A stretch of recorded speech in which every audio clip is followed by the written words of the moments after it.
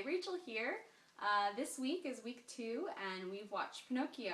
This movie opens once again with a book that leads into the animation for the story, except that this time Jiminy Cricket is the one opening the book with When You Wish Upon a Star playing in the background. Jiminy Cricket is the narrator and he likes to break the fourth wall, which means he interacts with the audience. With Jiminy Cricket being the narrator, it's actually kind of fun because you get to see things from a cricket's perspective. There's some fun things that happen, like when Jiminy Cricket is hopping towards Geppetto's workshop, the entire frame sort of bounces along with him. In this movie, the blue fairy sort of descends from a star and is this big ball of glowing light, and then the animated special effects, I guess, of the day have her sort of shimmer around her as she appears. And that same effect is used to turn Pinocchio from a marionette into a living marionette and then later into a real boy. Also happens a little bit when his nose is growing. I was very impressed with the animation of the flames and sort of like the surrounding glow of a flame and the way that the lighting would happen. I also liked when things were underwater and maybe something in front of what we're looking at moved. The whole underwater scene was sort of blue. I also really enjoyed when the waves crash onto shore. You see the water sort of recede back into the ocean, and I thought that was really well. Just a little bit of creativity in this story. So Jiminy Cricket is tiny and he has a matchbox that he uses for a bed, and I just thought that was really clever. I really enjoyed this little bit of realism about Pinocchio. He asks the question why all the time, and to every answer that Geppetto gives him, he just comes out with another why. And eventually Geppetto runs out of answers or gets fed up and says because.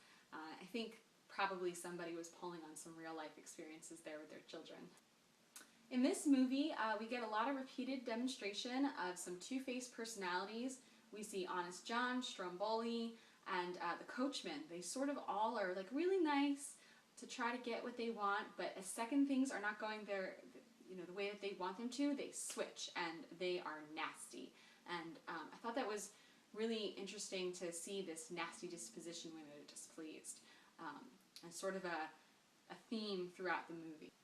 Probably the most iconic scene in Pinocchio is when Pinocchio's nose is growing, which happens actually only once in the whole entire film. As his nose grew, not only did it get longer, but as the degree of the lie is increasing, sort of the tree, just not only in the branch length is growing, but the tree is maturing as well.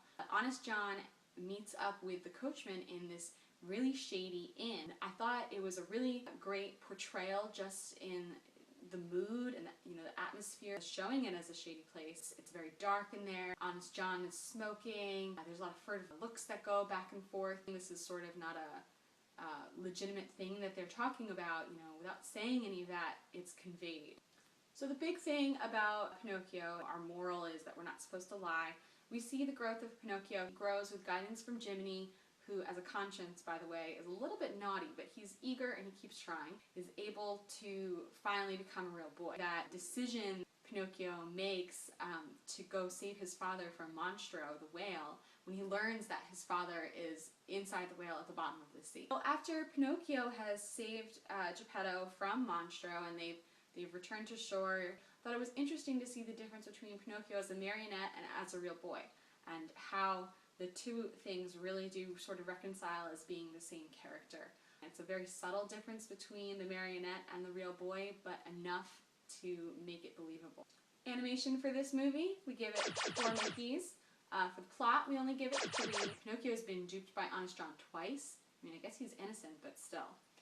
As for the emotion, I thought it was a really good juxtaposition between the sort of dead Pinocchio and then the real celebrated Pinocchio, and so for that we give it 4. Music is also a 4, and that's because it's very peppy and there's memorable tunes. And overall, for Pinocchio, we give it 4 Mickeys. Good message, made me laugh, but not cry. And now we go to my faithful companion, Reggie, to see her recommendation for Pinocchio. Reggie, did you agree that it should have 4 Mickeys? What do you think? Give me a kiss if you think 4 Mickeys. 4 Mickeys it is!